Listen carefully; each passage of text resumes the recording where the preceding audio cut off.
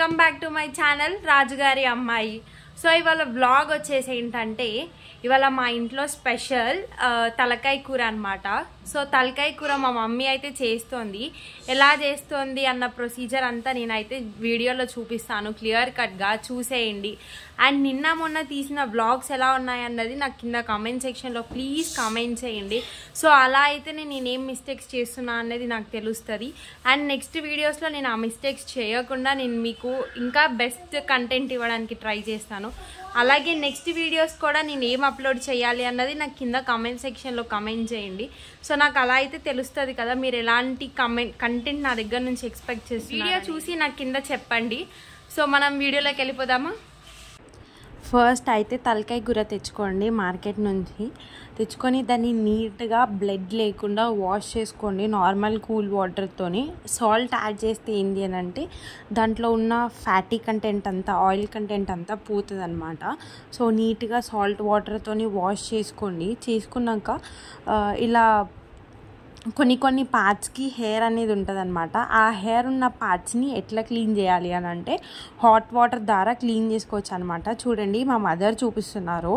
అట్లా చిన్న చిన్న హెయిర్స్ కనిపిస్తున్నాయి కదా, ఆ హెయిర్స్ ఇంకా పైన వైట్గా లేయర్ ఉంది కదా, అది అంతా ఫ్యాటీ లేయర్ అనమాట. అది ఎలా క్లీన్ చేసుకోవాలి అన్నది కూడా మా మదర్ చూపిస్తున్నారు. చూడండి, ఫస్ట్ అయితే వాటర్ తీసుకొని వాటిని బాగా హీట్ చేసుకోండి. ఎంత హీట్ అంటే అంత హీట్ చేసుకోండి. చేసుకున్నాక అందులో కొంచెం సాల్ట్ వేసి తర్వాత పీసెస్ అనేవి వేయండి. వేయడం వల్ల ఏమవుతుంది అని అంటే ఫ్యాటీ లేయర్ అనేది కొంచెం బాగా బాయిల్ అయ్యి సపరేట్ అవుతుంది అనమాట నార్మల్ స్కిన్తోని. చూపిస్తాను చూడండి. మా మదర్ కూడా ఎంత నీట్గా క్లీన్ చేశారు అన్నది కూడా మీరు చూడొచ్చు ఈ వీడియోలో. ఇలా వస్తుందండి నాలుక మీదగిన పూర్తిగా. ఇదంతా ఇట్లా శుభ్రం చేసుకోవాలి. ఫస్ట్ టైం వండే వాళ్ళ గురించి నాకు కొత్తలో తెలియదు.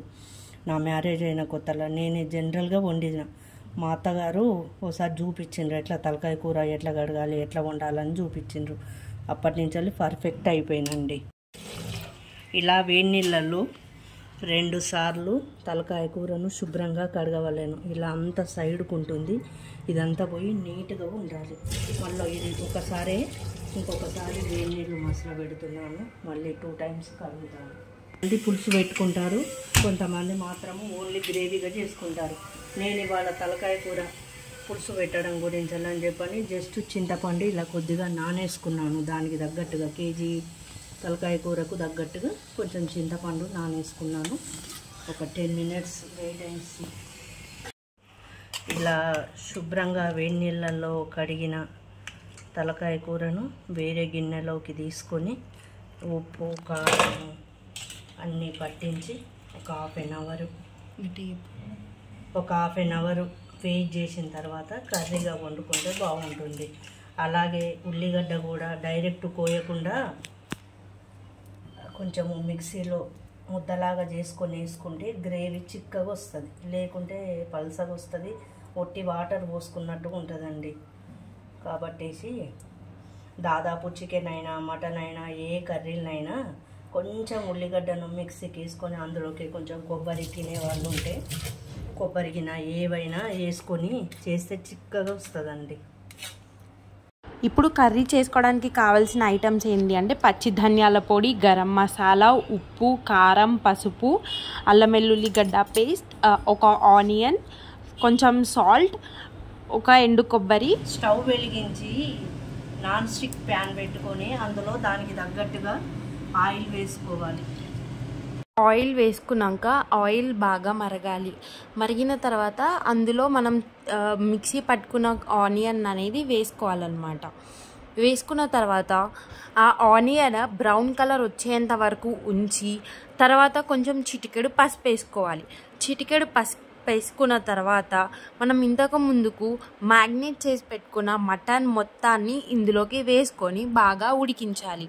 ఇంతకుముందు మనం ఏదైతే చింతపండు నానబెట్టుకున్నామో ఆ నానబెట్టుకున్న చింతపండు నుంచి చింతపండు రసం అనేది తీసుకొని ఆ చింతపండు రసాన్ని మనం మటన్ కర్రీలోకి వేసుకోవాలి. దానివల్ల మనకి మటన్ కర్రీ పులుపు అనేది వస్తుంది, మంచి టేస్ట్ కూడా ఉంటుంది.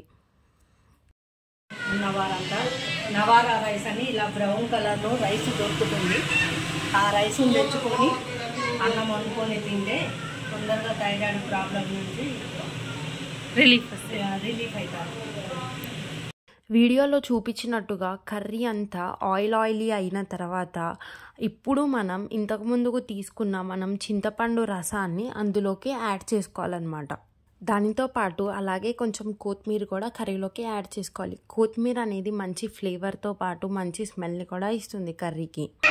ప్రెషర్ కుక్కర్ ప్యాన్కు విజిల్ వచ్చేటట్టుగా సెట్ చేసుకొని దాదాపు దాన్ని లేత తలకాయ కూర అయితేనేమో ఓకే, ఒక 4-5 విజిల్స్కు సెట్ అయిపోతుంది.